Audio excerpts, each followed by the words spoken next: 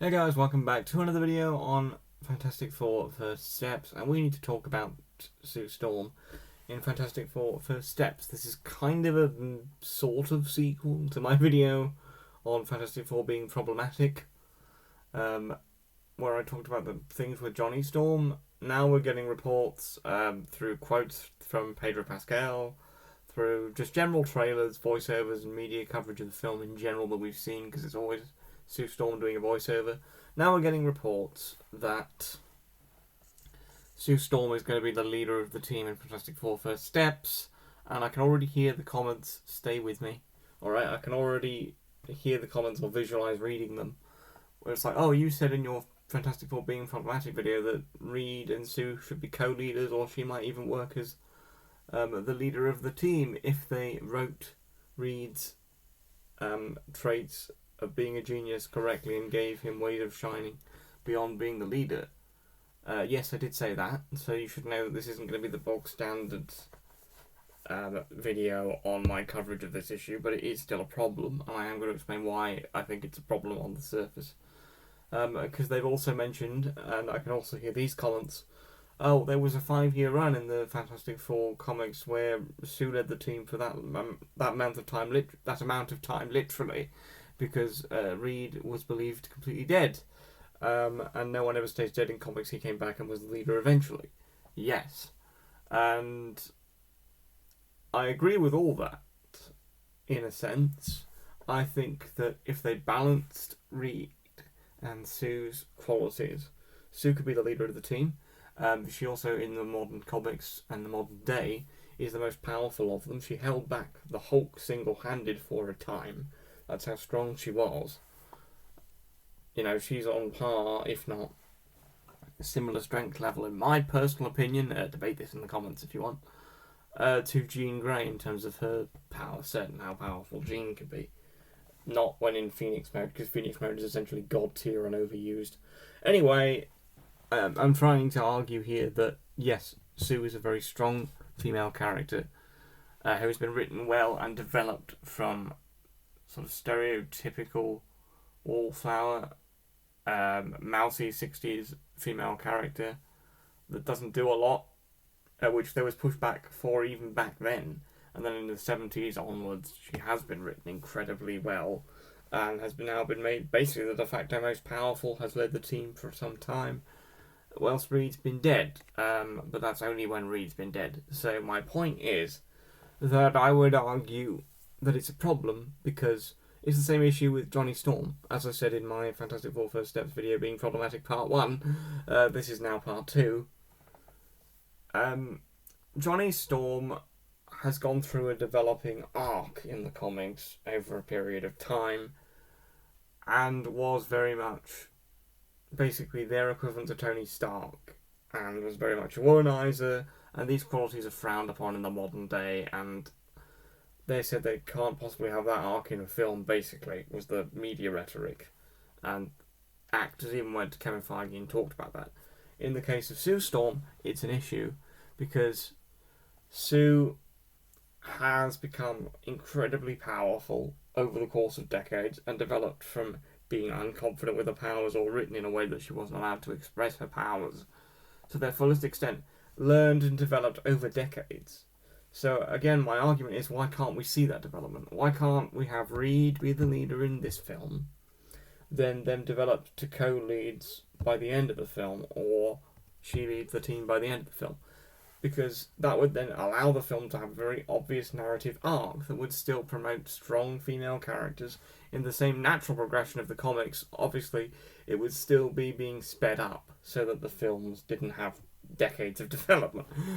So, you know, why can't we have that? Why can't we have growth and change and character arc? Because that's what makes good characters, regardless of their gender. What is so wrong with Sue being unconfident, especially, or maybe feeling vulnerable while pregnant with Franklin? Because Franklin Richards is a big part of this plot.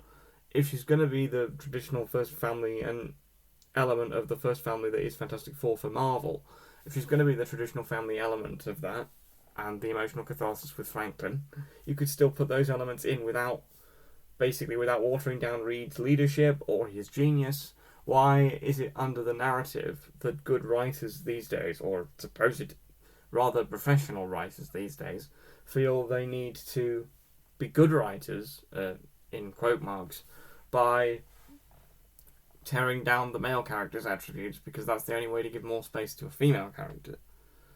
No, if you write all the characters with equal time for character work, and then obviously the plot happens to them, the development is quite natural, and I'm not saying I would be a good writer for it. I think I would be an okay writer because I understand the progressive path that's happened over decades in the comics. I'm not saying it would be good if I wrote it all and tried to balance all of that within a 2.5 hour time frame.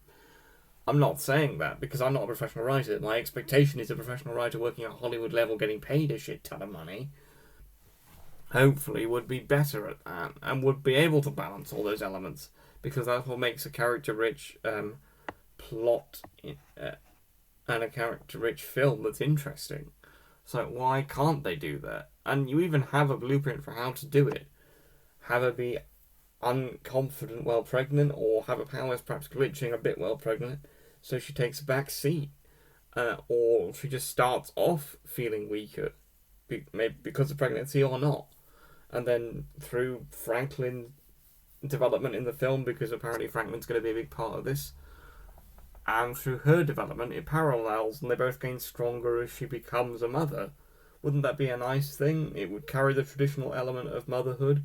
It would give Sue character depth, and a part of the Fantastic Four we've never explored or had done right on film. And it would give people, it would give people that like traditional values or whatever, still give them something to think about, whilst also promoting strong female characters and having a more fleshed out role, a more fleshed out view. Do you need to take space away from Reed's genius to show that off? No. Could you show partnership in the marriage of Sue and Reed, whilst raising or beginning to raise Franklin, as it were, whilst they lean on each other, like she's his emotional support, whilst he's also still quite a strong character to the rest of the team and very much a leader. So the leader does have a backbone of emotional support, and Sue Storm's always been the backbone of emotional and power-based, like power-heavy user support for the team. That's always been the case, whether she's been leading, co-leading, or not leading at all. So I don't understand the narrative, as with Johnny Storm, where the narrative is essentially you can't have this character growth where he starts off a womanizing dickhead because it might parallel Andrew Tate fans in the modern day, was one YouTuber's take. Comic Book Cast 2, I'm talking about him. And that was apparently from the takes on Twitter. I don't scour Twitter for this kind of stuff, so I wouldn't know. But I mean, he's I respect him as a YouTuber where he tries to cover everything and be honest about its provenance as much as he can. So he's a very, very connected YouTuber. I'm sure that narrative is there, but why he then picked that up and added to it and said, oh yeah, comic book fans really just want this. No, we don't. We don't want Johnny Storm to mirror Andrew Tate. We just want him to be a slight person that doesn't consider emotions well, that doesn't consider his girlfriend's feelings well, that doesn't consider him showing off with his powers and the consequences that brings. So he might be a bit of a womanizing dickhead. We're not asking for an Andrew Tate fan here. No one is asking for that, and if they are, they're idiots, alright? I'm disavowing that right now. But no one is asking for that. I actually looked quite heavily. If you want to know how I concluded all that, then look at my first part of this video series, I suppose it's becoming. But in terms of Sue Storm, like the same thing is happening here, the reduction of what people are asking for or what people's criticisms are. It's that a good writer should be able to balance all these elements and allow Sue... I nearly said Storm then. Allow Sue, as the Invisible Woman, to go through a character arc of character depth, and that has to start where... We're at the start of it in a film, right? We're at the start, and it has to start from a place of actual flaws. She has to have things to improve. And if she's unconfident with her powers, or her pregnancy makes her feel weaker and worry about combat, so she's becoming more unconfident, less like herself, and feels like she's losing herself during pregnancy, which is affecting her combat experience, value, and weight. Maybe she's worried about fighting in general before you're worried about fighting Galactus, that kind of thing. Like, there are ways to do it which doesn't take away from the strength of a female character and doesn't write a stereotypically strong female character that's doing it all, trying to have it all, takes the lead and tries to act essentially emotionless. Because women aren't emotionless creatures, they're very empathetic by nature. And you're essentially writing them to be like parodies, action parodies of male characters. And they've been doing that for a while, and I think it's really devalues strong female characters and embracing their femininity or their difference while still remaining a female character. Someone might say that I'm being prejudiced to phrase it like that, but I don't know any other way of phrasing it, and I'm not trying to be prejudiced. I'm just saying that a good writer should be able to balance all these elements of Sue Storm, and why shouldn't we have a character arc which could allow for character depth as the films and the Fantastic Four continue to show up in the MCU in this cinematic universe? We haven't seen them in this cinematic universe, so if we start off with Sue feeling weaker or unsure or unconfident, she as a character can improve. If we start off with Johnny being a bit of a womanizing dickhead and perhaps not realizing how much his showing off is hurting his relationships, is giving him a bit of an ego and turning into a bit of an asshole, perhaps hurting his girlfriend, that kind of thing, then we can show Johnny's character growth. He's not going to be the same as he was when he was 16, 18 in the comics, and he has aged in comics at times, depending on what run you're reading.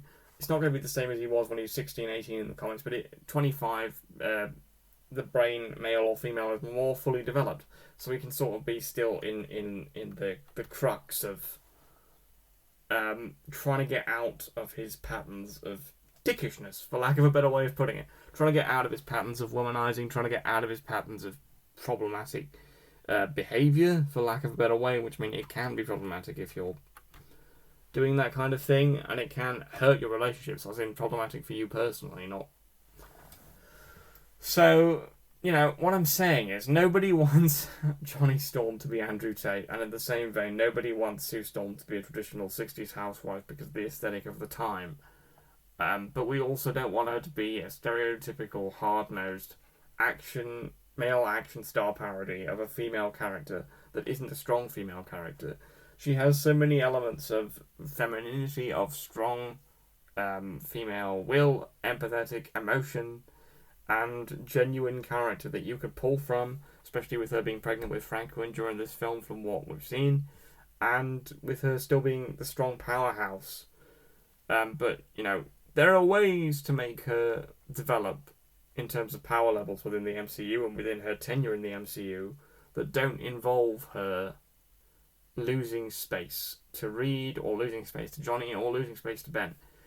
She is the strong powerhouse of the team, the backbone of the team. She always has been. So that should be enough through her comic book narrative depth and history and her arc in the decade she's been around to be able to stand shoulder to shoulder with the team, any member of it, and still stand out and be a unique character.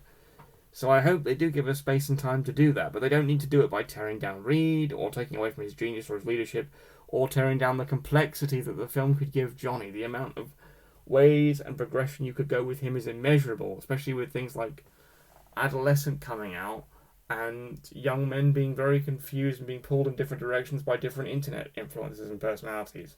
Anyway, the point is, I think narrative arcs with Sue Storm and Johnny Storm, being brother and sister, and with Sue being essentially the backbone to Reed as head of the family, they would be really in-depth character arcs, but they should start from their weakest point, start from their original points in the comics, or as near to it as they can, with Johnny being 25, for example, and being a bit more mature in his brain. Start from that and work your way up. What is the problem with character depth, character narrative arcs in modern Hollywood? Everyone worries what fans might be offended by before any pen is put to paper and ink is put to pen. This is just so ridiculous. If it's written by a professional writer that has presumably experienced chops and has read the comics like they claim to have done in articles I've seen from the director, then Sue can start from a quote-unquote weaker place, develop and get stronger over a narrative in the MCU. as she keeps appearing, but she has to start from a quote-unquote weaker place or more traditional place of perhaps feeling a bit more unconfident with her powers and becoming the powerhouse she is over the course of the first film, or the second film, or the third film, or however long you want to stretch the narrative out. But for things to be considered progressing in terms of a character arc, she needs to have flaws. She can't be made into this perfect, hard-nosed individual who understands plans and emotions better than everyone else in the room. If she's going to be good at emotion, she might need to be a bit more insecure. And if she's going to be good at emotion in the background to read, she might need to be ever so slightly insecure in her powers while pregnant, or ever so slightly worried about combat while pregnant, whilst dealing with the cusp of motherhood. That kind of thing. Like, why can't she have something she's worried about, something that holds her back in the first film she appears in, and then that can be gradually dealt with, gotten over, managed, progressed in some way, however you want to call it, through time. What's wrong with narrative arcs? The strongest character arc in the MCU is Tony Stark. You have the mirror to that in Johnny Storm, and you're probably going to waste it because you think it's problematic to have a character like that? Then Tony Stark, the backbone of the MCU, the godfather of the MCU, as fans and actors have called him. You can't have character in a film now if you're that concerned with that. That's just bizarre to me. So no one is saying Sue should be a housewife or oppressed by the boundaries of the time. Absolutely not. I'm just saying I hope they don't make her the leader of the team straight off. Make her a co-lead with Reed. Make her Reed's backbone to the Fantastic Four. Absolutely fine, because that's what she is. But have her have some flaws. Characters need flaws for us to care about them, or they just seem like inhuman, godlike characters. Sort of how some would see Zack Snyder's Superman as an allegory for Jesus as he progressed.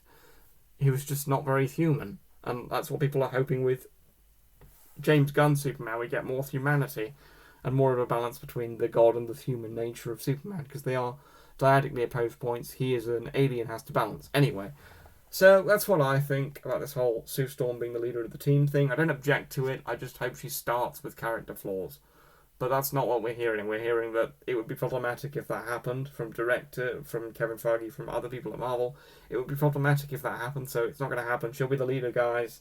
And Pedro Pascal even said, I'm happy to be led in this film. I'm happy for my character to take a back seat. And I'm happy for me to take a back seat to a wonderful female actress like Vanessa Kirby. It could be that he's just talking about Vanessa Kirby's phenomenal acting ability, and I'm sure she's a very good actress. But it sounds like he's talking from a character depth kind of thing, and so is the director, when he talks about the comic book runs that Sue's been the leader, which he misrepresents. Because she has been, but only when Reed's been dead. So make her a co-lead, but make her have flaws. Like, why is that so difficult? Why are narrative and character arcs so difficult in modern Hollywood? I don't know. Am I wrong here? Am I getting on my high horse? What do you think? Comment below and let me know. Thank you for watching this, essentially a rant. I hope it wasn't too unstructured for you. Comment, like, share, do whatever you will. It will be very much appreciated, and it'd be nice to get a nice community of Marvel and DC fans here to debate and have our own opinions and just have a nice little community that isn't afraid of reasonable discourse and having fun. Anyway, that's the end of the video, guys. Cheers for sticking with the video this long. You can go now.